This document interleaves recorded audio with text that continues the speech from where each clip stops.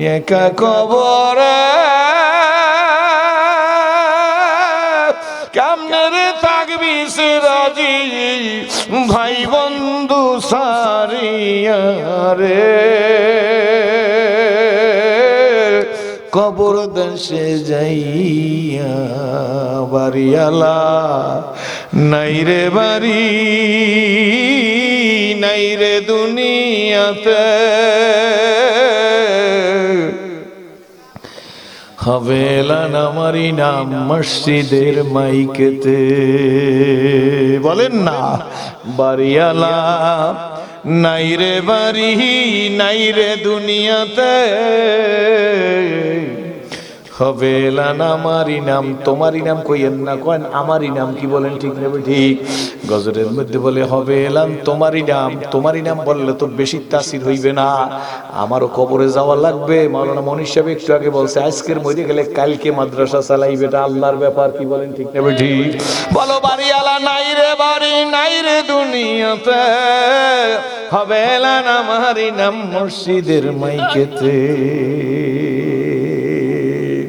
একদিন দন্ত পরিবে চুল পাকিবে যৌবন পরে যাবে ভাটিরে মন কারাশায় বানাইলা ঘর বাড়ি দালান কোঠা পাকা বাড়ি আর কত করবা বাহাদুরি ও তোর খাট পালঙ্ক সোনার বাড়ি কারে যাবি দিয়া রে মন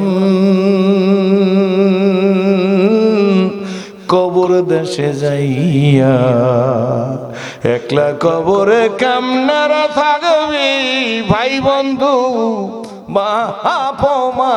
সারিয়া রে ও আমার আম্মারা ও বোনেরা ও মেয়েরা আমি আমার মা ডাকবার পারি নাই তোমাদের মা সম্বোধন করে গেলাম আমার বোন নাই তোমাদের বোন সম্বোধন করে গেলাম গো আমার মেয়েও নাই তোমাদের মেয়ের মতো আদর করে গেলাম কপাল যদি ভালো হয় মা রাস্তার পাশের থানকুনি পাতা খাইয়া কঠিন রোগ ভালো হইয়া যায় আর কপাল বাজান একবার যদি খারাপ হয় জাপান সিঙ্গাপুর ভেলোর মাদ্রাস ক্যালকাটা নিয়ে গেলে এয়ার অ্যাম্বুলেন্সে বাংলাদেশে আসা লাগে অ্যাম্বুলেন্সে শব্দ হয় ঘরে ঢুকতেছে গ্রামের মধ্যে ঢুকতেছে লোকেরা ডাক দিয়ে বলে 4:30 রাত্র বাজে কেন এখন অ্যাম্বুলেন্সের আওয়াজ হয় কয় শোনেন নাই চৌধুরী সাহেবের নাই শরীফ সাহেবের নাই তালুকদার সাহেবের নাই হাওলাদার সাহেবের নাই এমপি সাহেবের নাই মন্ত্রী সাহেবের নাই এই সচিব সাহেবের নাই চলে গেছে কই চলিয়া গেছে একদিন ছিলাম না একদিন আসি আবার একদিন যাব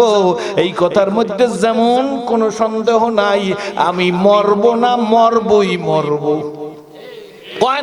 আমি মরবো না মরবই মরবো মরবো না শুধু বাজান বললেন মরবই মরবো কি বলেন ঠিক তবে ঠিক কুল্লু নাফসিন যায়কাতুল মাউত সব জীবের জানদারদের প্রাক মউতের শরবত পান করা লাগবে তো বাজান আমি বলতেছি আপনাদেরকে যখন জান্নাতি পোশাক খুশিয়ে পরিয়ে যাইতেছে আল্লাহ পাক স্থায়ী কাপড়ের বন্দোবস্ত করিয়া দিছে আল্লাহ ডেকে বলছে আদম গো হাওয়া রে যাও চিৎকার দিছে না কোনো চিন্তা নাই ও আদম হাওয়া বিনা তারে যোগাযোগ ঠিক রাখো দুনিয়ায় যাও ঘাবড়াইয়া যাইও না শয়তানকে সৃষ্টি করা আল্লাহর খাস রহমত শয়তানকে যদি সৃষ্টি না করতো আমরা জান্নাতে যাইবার পারতাম না কি বলেন ঠিক না ঠিক বলে হুজুর কি বললেন শয়তানকে সৃষ্টি করা আল্লাহ খাস রহমত করছে শয়তান চ্যালেঞ্জ করছে কাউরে জান্নাতে যাইতে দেব না আমি এখন এই আলোচনা করব না আল্লাহ বলে আমার বান্দাকে তুই ধোঁকাও দিতে পারবি না 40 বছর 80 বছর পর্যন্ত কুফরি করবে মূর্তি পূজা করবে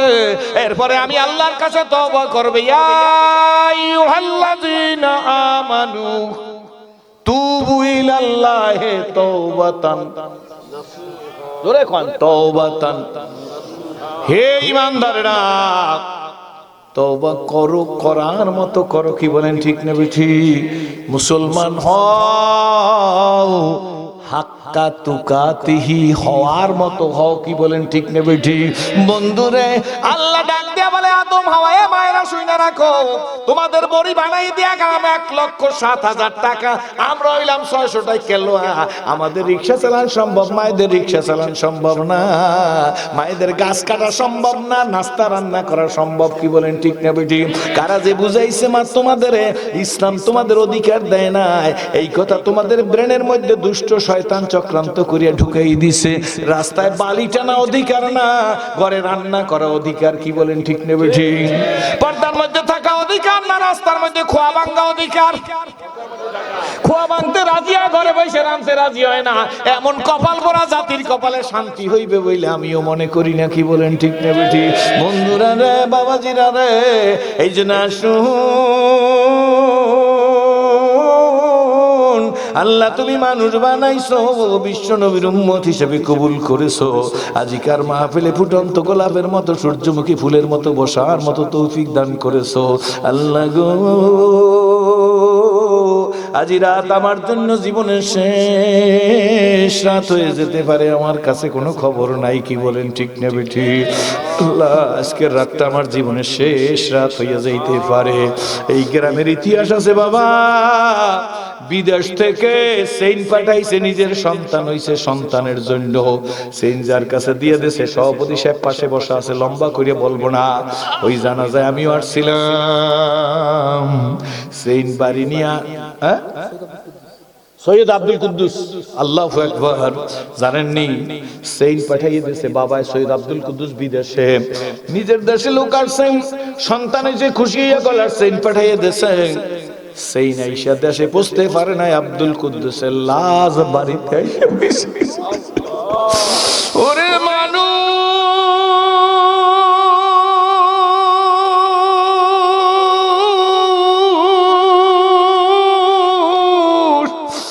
কিসের পিছনে হাসছো রে আব্বু? ধনীরা খোঁজে রাজি, কিসের পিছনে হাঁটছো? এই গ্রামের মানুষের জন্য আর দোসরা কোনো ওয়াজ লাগে না। ওলাদ ওয়াজ বাবু দিয়ার মালি রাখিস ভুলাইয়া, কোন দিন জানি নিয়া যাইবা গো গো ওই মসজিদের পালকিতে শোয়া রে। মাটির দেওয়াল মাটির বাড়ি, এমা মাটির দেওয়াল মাটির বাড়ি, মাটির হবে বিছানা, এমন ঘরে শুইবি রে সেরাজি, ভাইগা যাইতে দিবে না। আল্লাহ ও মা, এই জন্য বইলা যাই, খবরদার খবরদার খবরদার। অনেক বড় ঘটনা ছোট্ট করে বইলা দিয়ে গেলাম। আদম আলাইহিস সালামের হাতে নেতৃত্ব দেশে, হাওয়াকে অধীনস্থ বানাই দেশে। কি বলেন ঠিক না ঠিক? খেতে বলছে যা ইচ্ছা তাই খাও। স্বামী যদি গরুর গোশত পছন্দ করে, স্ত্রীকে গরুর গোশত খাওয়াইবার জন্য স্বামী বাধ্য হইতে পারবে না। স্ত্রী যদি খাসির গোশত দেখলে বমি আসে, তাহলে স্ত্রী স্বামীকে বাধ্য করতে পারবে না যে তুমি খাসির গোশত ঘরে কিনতেই পারবা না। স্ত্রীর স্বাধীনতা খাসির গোশত খাও, স্বামীর স্বাধীনতা গরুর গোশত খাও। স্বামী ও স্ত্রীর উপর বাধ্যবাধকতা করতে পারবে না, কেন তুই খাসি খাবি না খাবি না। স্ত্রীও বাধ্যগত করতে পারবে না যে তুমি খাসির গোশত আমি খাই না, যেহেতু খাসির গোশত দেখলে আমার বমি আসে, সুতরাং ঘরে খাসির গোশত আনতেই পারবা না। খাওয়ার স্বাধীনতাও দেশে, থাকার স্বাধীনতাও দেশে। কি বলেন ঠিক না ঠিক? কিন্তু একটা কথা মনে রাখো পুরুষরা মহিলারা, আমি সিরাজি বইলা যাই, এই আয়াতের মধ্যে আল্লাহ পাক রব্বুল আলামিন খাওয়ার স্বাধীনতা দেশে বটে, কিন্তু থাকার স্বাধীনতা মহিলার হাতে না। থাকার স্বাধীনতা হইল এই স্বামীর হাতে। স্ত্রী স্বামীকে ডাক দিয়ে বলছে, সুজাবাদ গ্রামের আমি থাকবো না, আমার রূপাতলি বিল্ডিং কইরা তার মধ্যে আমারে রাখতে হইবে। কয় স্ত্রী স্বামীর অনুরোধ করতে পারে, কিন্তু স্বামীকে বাধ্যগত করা যাবে না। কি বলেন ঠিক না ঠিক? থাকবোই না, আমার ঢাকা ঢাকা শহরে নিয়ে যাইতে হইবে। এই অধিকার আমার মায়ের দেয় না, কিন্তু আমার মায়েদের অধিকার দেশে যা খাও তা খাও, খাওয়ার অধিকার 100%, থাকার অধিকার স্বামীর হাতে। আল্লাহর কুদরতের কেরেশমা কেমন ভালো করে বুঝ জানেন। সন্তান মেট্রিক পরীক্ষা দেওয়ার জন্য প্রিপারেশন নেছে, এবার 9 থেকেই তো তার প্রিপারেশন নিতে হবে। সায়েন্স নেবে না, আর্টস নেবে না, কমার্স নেবে, কি বলেন ঠিক নেবে ঠিক? এই ক্ষেত্রে স্বামী আর স্ত্রী দুইজনে পরামর্শ করতেছেন, কিন্তু সন্তানের ডিসিশন দেওয়ার মালিক হইল বাবায়, মায় না। শরীয়তের বিধান, শরীয়তরা মুকদ্দম দ্বারা কোন মারিফাত শরীয়তরা নিস্তে বলে খুব ভালো করে বুঝলে হবে। সন্তান সায়েন্স নেবে না, আর্টস নেবে না, কমার্স নেবে, এই ডিসিশন বাবাই দেবে।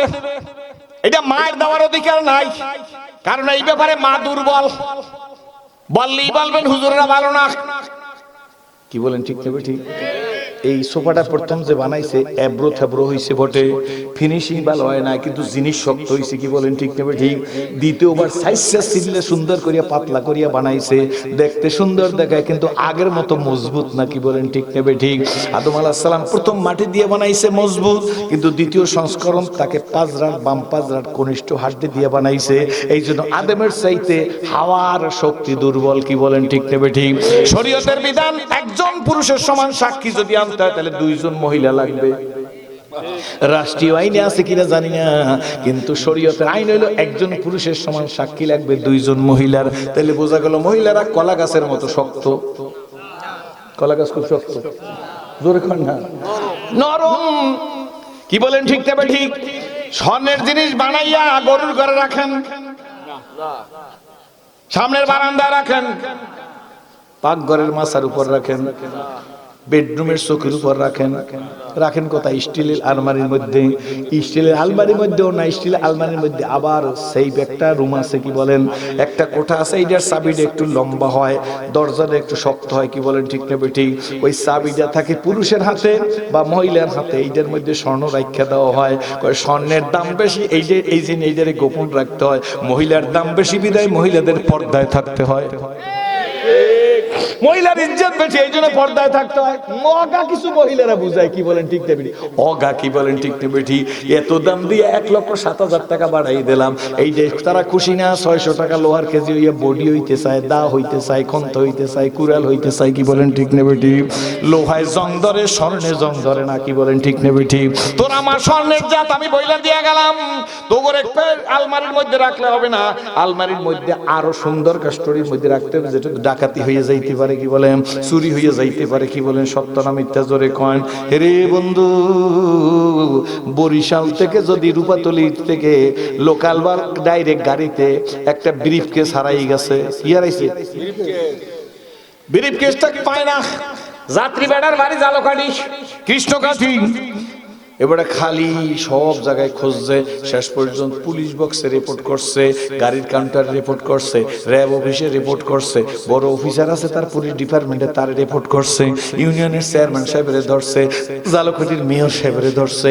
এই ব্রিফ কেসের মধ্যে আমার অনেক কিছু আছে, নিজের স্ত্রী 16 ভরি স্বর্ণ আছে, এই 2 লক্ষ টাকা আছে, এরপর আরো কিছু আছে। ব্রিফ কেস গেলে আমার মেট্রিক পাসের সার্টিফিকেট যাইবে, 8 পাসের সার্টিফিকেট যাইবে, ইন্টারমিডিয়েটের সার্টিফিকেট যাইবে। কান্নাকাটি করে সব নেতার কাছে গেছে, নেতারা খোঁজাখুঁজি শুরু হয়ে গেছে। সমস্ত খোঁজতে খুঁজতে খুঁজতে খুঁজতে ভাঙ্গা, কোন জায়গায় ভাঙ্গা ছিলেন তো? ভাঙ্গার কতগুলা রাস্তা আছে, দেখলে মনে হয় জানি ভাঙ্গাটা এখন বিদেশ, কি বলেন ঠিক নেবে ঠিক? এমন সুন্দর করে বানাইছে। ভাঙ্গার মেন রাস্তায় ঢাকার দিকে যাইতে হঠাৎ করে পুলিশেরা সিগন্যাল দিয়া, আপনারা কি খুঁজতে যাইতেছেন? কই খুঁজতে যাইতেছে আমাদের একটা ব্রিফ কেস হারাইয়ে গেছে। কই আমরা একটা ব্রিফ কেস পাইছি, ভালো করে বুঝেন বুড়ারা, ব্রিফ কেসটা পাইছি। কই দেই ব্রিফ কেসটা কি দেখেছে, নাম্বারে নাম্বারে মিলে গেছে, কিন্তু লক্কর জক্কর নাম্বার ঠিক নাই। নাম্বার কি নাই? কথা কয় না, ব্রিফ কেসটা আগে জানলাম শক্ত আছে, এখন শক্ত না, লক্কর জক্কর। কথা বোঝেন না, বোঝেন নাই? ব্রিফ কেস ঠিকই পাইছে, ভিতরে স্বর্ণ আসেনি, জোরে কোন। 1 লাখ টাকার 2টা বান্ডিল আসলে পাইবেনি জোরে কোন ও মা গো পরিশাইলা যদি ব্রিফকেস বাঙ্গা যাইয়া পায় তারা লক্কর জক্কর করিয়া ফালায় মায়ের যা শোনা আমার মেয়ে হোক বিবি হোক বোন হোক এইটা যদি রাস্তার পাশ থেকে চুরি হইয়া যায় বাজান বাঙ্গা যাইয়া পাইলে লক্কর জক্কর তালা কিন্তু ঠিক থাকবে না ঠিক নেবে ঠিক জোরে বল চলিতে চরণ হইল অবশ কমিল বাহুর বল অতীত জীবন কাহিনী স্মরণে নয়নে জড়িছে জল জড়তা মগ্ন হইল রসনা বাতমাই স্বরে মুখে সকল সাহস কমিল আমার ভীতি ভরা শুধু বুকে কে আছো কোথায় হারিয়ে তাই আজকের মামসের দিন জীবন প্রদীপ নিভু নিভু প্রায় হইয়া এসেছে ক্ষীণ এটা মনে কত না শক্তি কত না সাহস ছিল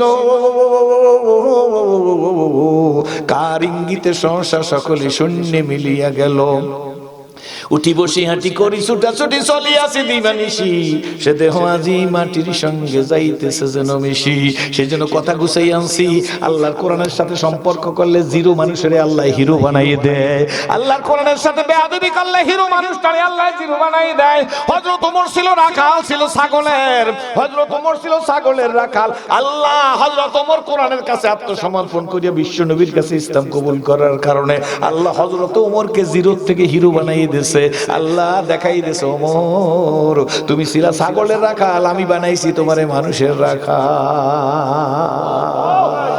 কার রাখাল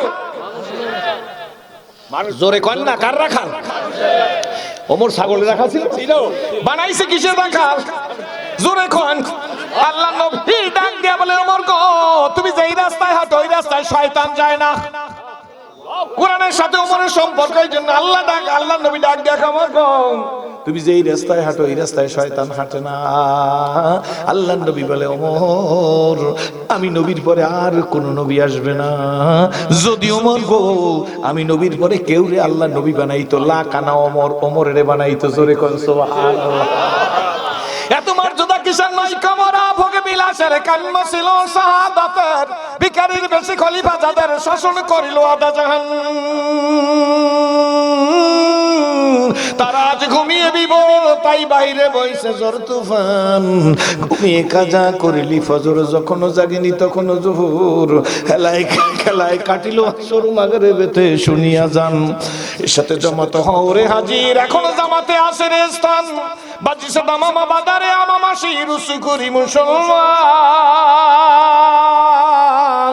নয়া জামানার দাওয়াত এসেছে ভাঙা কিল্লায় ওর নিশান নারায়ে তাকবীর আল্লাহু আকবার হয় না নারায়ে তাকবীর আল্লাহু আকবার ইয়া সভাপতি আজ জায়গায় আর আমরা ওয়াত লেফের মধ্যে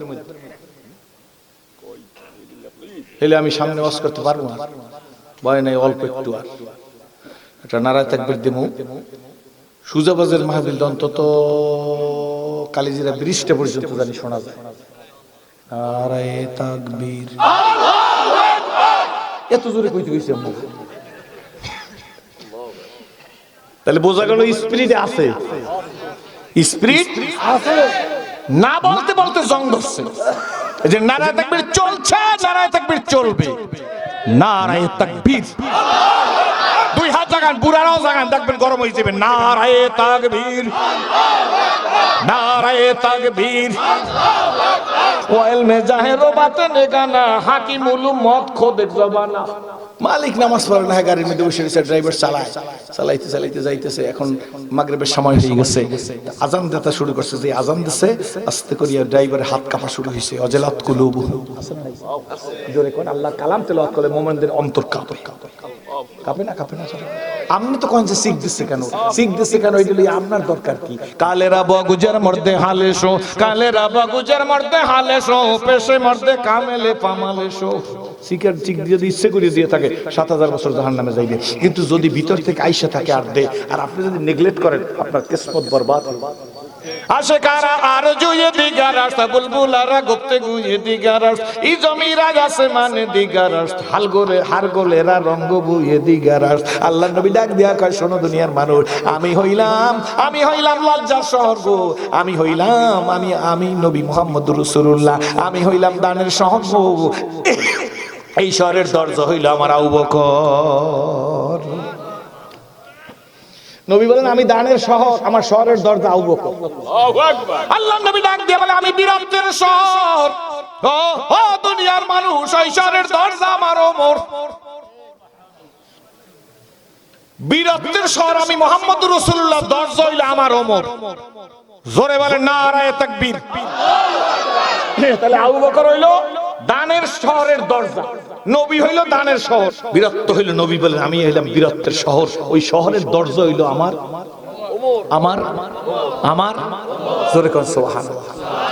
আপনাকে মুখ লড়ে না, বুঝছি মোনাজাত দিতে কইতে আছেন, আমি মোনাজাত দিতে আসি ইনশাআল্লাহ, কোনো চিন্তা নাই। কি বলেন ঠিক না? ঠিক।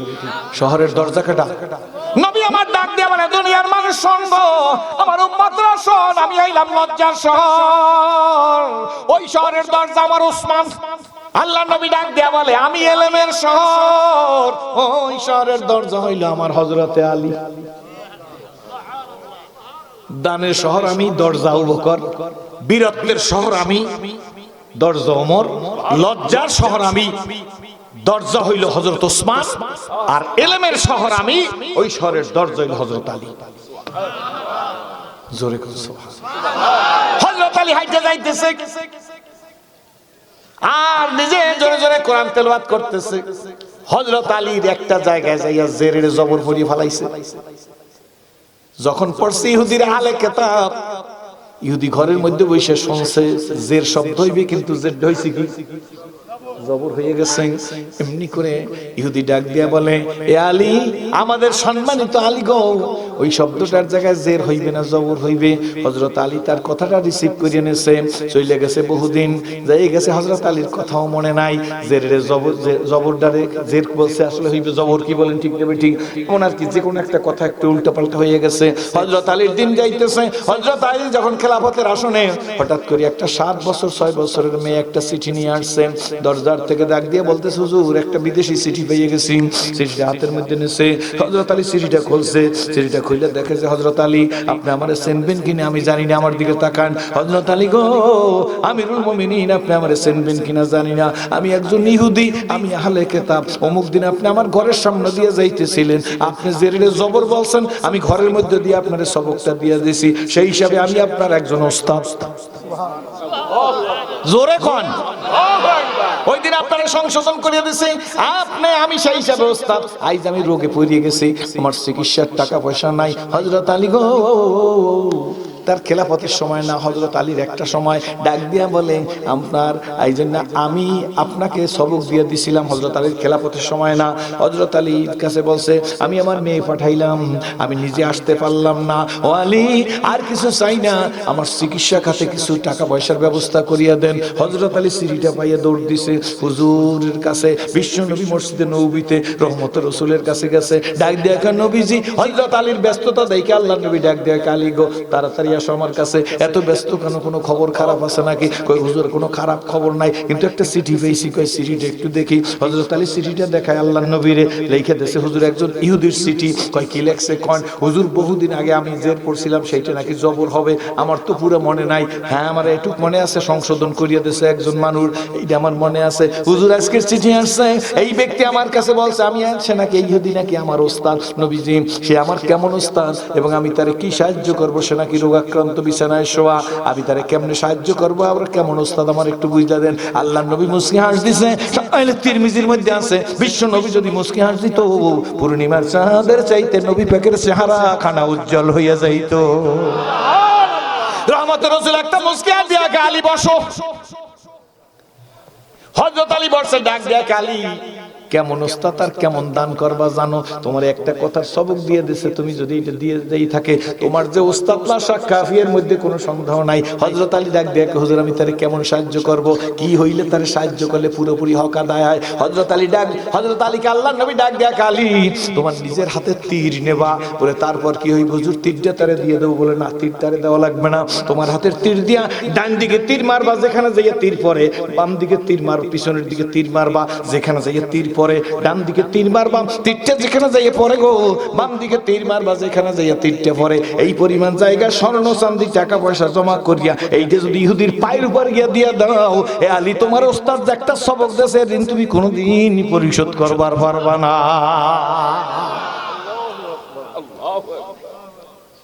এটা হলো ওস্তাদের কথা। আল্লাহু আকবার, জোরে কোন সুবহানাল্লাহ। এরে বন্ধু, এরে ভাই, এরে মা, আজকের আলেমের দিকে নেগলেক্ট নজরে তাকায়, তালবেলের ভিক্ষুক মনে করে। কি বলেন ঠিক নেবে ঠিক? এক বস্তা চাল খাইতে দিয়া বাহাদুর মনে করে, এক বস্তা চাল দিছে এই কারণে তুই খাইয়ে বাঁচছো না। না, আমি সিরাজি বইলা গেলাম আপনাদের ভাই, আপনাদের সন্তান, আপনাদের বন্ধু। এক বস্তা চাল দিয়ে এতিমের মুখে 2 মুঠা ভাত দেছো, তুমি মনে রাইখা দিও গো, তুমি এতিমেরে বাঁচাও না, এতিমে ভাত খাইয়ে তোমারে বাঁচাইছে। রাস্তায় অ্যাক্সিডেন্ট হইয়া গাড়িটা দুমড়াইয়ে মুছড়াইয়ে যাইতা, লাশ দিয়ে আসতো অ্যাম্বুলেন্স, এই থেকে তোরে বাঁচাইছে, এতিমে মুখের মধ্যে 2টা ভাত দিয়ে হাসি দিছে। এই যে একটা হাসি দিছে, আমার আরশ খবর হয়ে গেছে। আমার আল্লাহ, আমি এতিমের মহব্বতের কারণে এমন বিপদের উপরে আসছিল। গতকালকের 12টার পরে আরিসা ঘাটে ফেরি ঢুকছে, ফেরির মধ্যে কত গাড়ি ছিল, কুয়াশার কারণে নঙ্গর করিয়া বাজান ফেরি থামাইয়া রাখছে। কিন্তু গভীর রাতে আর একটা ফেরিতে বা জাতি হোক একটা ধাক্কা দিয়েছে, ফেরিটা ফাইটে গেছে, ডুবে গেছে। কত মানুষ গাড়ির মধ্যে ঘুমেছিল। আমারও মনে পড়ে, আমি এই মাওয়া ঘাটে রাত্র 12টায় আসছি, এরপরে আমার সফর সঙ্গীরা আমার বিছনা করিয়া দিয়েছে, ল্যাব গাই দিয়ে ঘুমাইয়ে গেছি। আজকে সকাল থেকে মনে করছি, মাবুদ অর্ধেক পরিমাণ ফেরি আসার পরে আর ফেরি চালাইতে পারে না কুয়াশার জন্য, আমি তো ঘুমাই রয়েছি গাড়ির মধ্যে। যদি আর একটা শিপে আইসা ধাক্কা দিত, আমার ওই ফেরিটা যদি ডাইবে যাইতো, আমি গাড়ির মধ্যে ওই অবস্থায় শ্বাসও করতে পারতাম না, ঘুমাইয়ে যাইতাম। কি বলেন ঠিক নেবে ঠিক? আরে বন্ধু, আরে ভাই, আরে বাবা,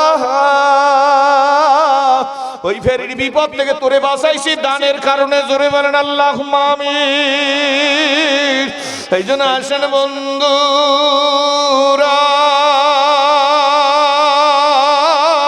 মালিক সেনোমা আল্লাহর দরো ধরার মতো ধরো, আর বলো আল্লাহ দুনিয়ায় কাঁদাইয়া না, কবরে কাঁদাইও না।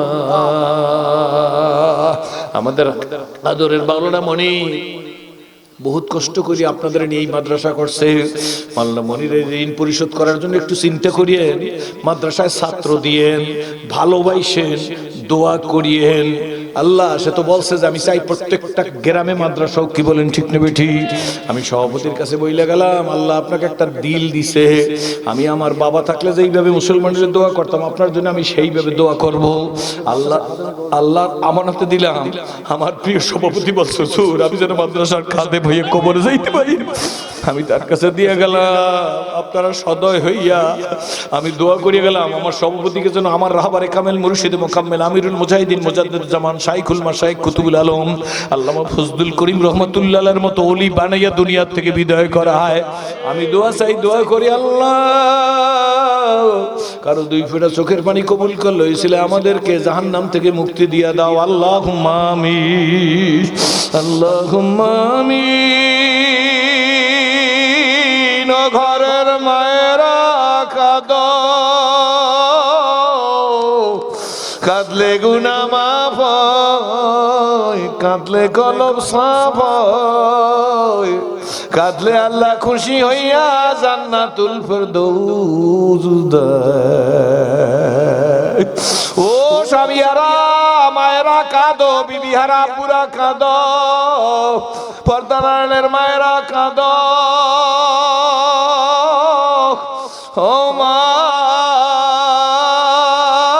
আল্লাহর ধরো, আল্লাহর রশি গলায় লাগাও, আল্লাহর চেনো। কুকুর হইয়া মালিক চেনে, গরু হইয়া মালিক চেনে, কবুতর হইয়া মালিক চেনে বাবা। বনের ময়না, জঙ্গলের টিয়ায় তার আপন মালিক চেনে। আমি কি মানুষ হইলাম, আল্লাহরে চিনলাম। আল্লাহ এই মাহফিল, এই মাদ্রাসা, এই কমপ্লেক্স, আল্লাহ মাহফিল কমিটি সভাপতি, সেক্রেটারি, কেশিয়ার সদস্য, আল্লাহ মাদ্রাসার বাণী মাওলানা মনির সাহেব, তার শিক্ষক মন্ডলী, আল্লাহ আজকের প্রধান অতিথি আমাদের প্রাণপ্রিয় রাহবার কাঠিপাড়ার পীর সাহেব হুজুর, আল্লাহ এই ইউনিয়নের সম্মানিত চেয়ারম্যান, আল্লাহ আমার অনেক আদরের, আমি ভালোবাসি। তার গুণের কারণে দোষ থাকতে পারে, দোয়া করেন আল্লাহ যেন দূর করিয়ে দেয়। আল্লাহ কত আলেম ওলামা সম্মানিত মানুষ, ওস্তাদের মতো আল্লাহ এমন মানুষগুলার ডানে বামে নিয়ে হাত উঠেছি। আল্লাহ এই মুহূর্তে তুমি আমাদের খালি ফিরিয়ে দিও না আল্লাহ। আল্লামা ফজলুল করিম রহমাতুল্লাহ আলাইহি এখানে আসে নাই, কিন্তু তার হাতের খেলাফত দেওয়া কাটিপাড়ার পীর সাহেব হুজুরে আসছে। আল্লাহ ইসাক রহমাতুল্লাহ আলাইহি বলছে, ও মুজাহিদরা, হালকার ইমাম গেলে মনে করি আমি ইসাক সেইখানে গেছি, তাইলে চরমনার ফজলুল করিম রহমাতুল্লাহ আলাইহি আসে নাই, কেমনে বুঝি? আল্লাহ আল্লাহ আমার মন বলে আজকের মাহফিল আল্লাহর কাছে কবুল হয়ে গেছে। আমার মন বলে এই মাঠের মধ্যে খাজা আজিজুল হক মাজজুবের মতো কোন পাগল আল্লাহ বসাইয়ে রাখছে। আল্লাহ থানভী গাজ্জালির মতো, মোহাম্মদুল্লাহ হাফিজির মতো কোন পাগল এই মাঠে বসাইয়ে রাখছে। মাবুদ গো তাকায়া দেখো, যুবকেরা কাঁদে, আলেমেরা কাঁদে, আল্লাহ তালবেলেমরা কাঁদে, আমার বন্ধু ভাই সন্তানেরা কাঁদে। তোমার কি মায়া লাগে না? আদর করিয়া বান্দা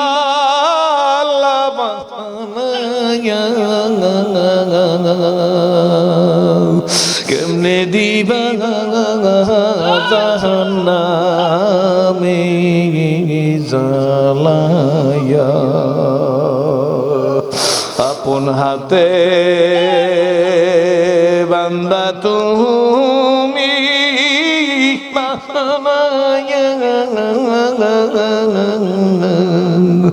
রহমতের দরজা থেকে দিও না লাথি মেরে তারায়া, তওবা করে আবার তওবা ভেঙ্গেছি, অবশেষে তওবায় নসুয়া করেছি, অবশেষে। বেকার যুবকরা কান না বন্ধু, এ মিথ্যা মামলার আসামিরা কাঁদো, এ যার মেয়ে বিবাহ না, ছেলের বিবাহ না, কাঁদো, এ ঋণগ্রস্তরা কাঁদো, এ জুলুমের শিকার হইছ কাঁদো। বান্দা যখন মাবুদের প্রেমে কাঁদে, কিমিয়ায় সাদাতের ভিতরে গাজ্জালি রহমাতুল্লাহ লেখছে, আল্লাহ তার মায়ার হাত খান দিয়া বান্দার চোখের পানি মুছায়, আর কাঁদিস না, আমি তোর মালিক, তুই আমার গোলাম, তুমি যদি আমার হও আমি তোমার হব। আল্লাহ আল্লাহ আল্লাহ, 11টার সময় প্রায় 11টা পৌনে 11টার সময় বরিশাল সদরঘাটে গেলে ঢাকা যাবার কোনো লঞ্চ নাই, ঢাকার সদরঘাট গেলে বরিশাল আসার লঞ্চ পৌনে 11টায় পাওয়া যাইবে না। মহামাননীয় প্রধানমন্ত্রী তার এখন অফিসে নাই, মহামান্য প্রেসিডেন্ট তার অফিসে নাই, বরিশালের চকবাজারের দোকান বন্ধ, নলসিটির বড় দোকান বন্ধ, জালকাঠি শহরের বড় দোকান বন্ধ, বড় বড় সব মসজিদ ইমাম সাহেবরা তালা লাগাইয়া বাড়ি চলে আসছে। এই ইউনিয়নের চেয়ারম্যান সাহেব তিনি এখন তার ইউনিয়ন পরিষদে নাই, মাহফিলের স্টেজে এসে বসছে, কিন্তু আল্লাহ সব দোকান বন্ধ, সব অফিস বন্ধ, ইউনিয়ন পরিষদ বন্ধ, সংসদ বন্ধ। এ আল্লাহ, কিন্তু আমি সিরাজি জানি তোমার রহমতের দরজা খোলা, তোমার রহমতের দরজা দিয়া তাকাইয়া দেখো তোমার পাগল গুলায় কাঁদে, তোমার কি মায়া লাগে না? আল্লাহ বর্তমান সময় ফিলিস্তিনের মুসলমানদেরকে তুমি ডাইরেক্ট সাহায্য করো, আল্লাহ ফিলিস্তিন মুসলমানদেরকে আর কাঁদাইও না, আর ইহুদির বাইর খাওয়াইও না। আল্লাহ ইসরায়েলের কালো শক্তি, কালো হাত ভেঙে চুরে চুরমার করে দাও। আল্লাহ মানবতার মুক্তির জন্য ইসলামের বিজয়কে সুনিশ্চিত করে দাও। আল্লাহ এই মাদ্রাসাকে মোহাম্মদুল্লাহ হাফিজির কামরাঙ্গীর স্যারের মাদ্রাসার মতো কবুল করে নাও। মাদ্রাসার বাণী প্রতিষ্ঠাতাকে আল্লাহ তুমি শামসুল হক ফরিদপুরের মতো অলি বানাই দাও। মাদ্রাসার ছাত্র অভিভাবকদেরকে শরীয়তুল্লাহর মতো লৌহ মানব বানিয়ে দাও। মাদ্রাসার ছাত্রদেরকে যুগের ফজলুল করিম রহমাতুল্লাহর মতো কবুল করো। এলাকার মানুষদেরকে আল্লাহ শর্ষিনার নেসারউদ্দিন রহমাতুল্লাহর মতো কবুল করো। এই এলাকার যুবকদেরকে আল্লাহ আজিজুর রহমান নেসাবাদের বাদরির মতো আল্লাহ প্রতিবাদী কণ্ঠ হওয়ার তৌফিক দিয়া দাও। দিন দুনিয়া জাহের বাতেন মাল দৌলত স্ত্রী পুত্র পরিজন ভাই বন্ধু আত্মীয় স্বজন পাড়া প্রতিবেশী দেশ জাতি মানুষ মদবতা এদেশের স্বাধীনতা সার্বভৌমত্ব আল্লাহ তোমার কাছে রক্ষার জন্য ভিক্ষা চাই। দেশ নিয়ে জাতি নিয়ে মানুষ নিয়ে মানবতা নিয়ে আল্লাহ দেশটাকে ধূলিসাৎ করার জন্য যত আন্তর্জাতিক চক্রান্ত চলে তাতে তুমি আগুন লাগাই দাও আল্লাহ। এই দেশের স্বাধীনতা সার্বভৌমত্ব তুমি নিজের হাতে রক্ষা করো। যাদের হাতে যাদের যোগ্যতায় যাদের ঐকান্তিক প্রচেষ্টায় সত্যিকার অর্থে দেশ স্বাধীন হয়েছে তাদের কবরকে তুমি রওজাতুম মিন রিয়াজুল জান্নাহে পরিণত করে দাও আল্লাহ। এই দেশ জাতি মানুষ মানবতা আমরা মাদ্রাসা মাহফিল কমিটি সভাপতি সেক্রেটারি আমার ইউনিয়নের চেয়ারম্যান সাহেবকে আল্লাহ কোরআনের খেদমতের জন্য তুমি তার হৃদয়টাকে আল্লাহ বড় করে দাও।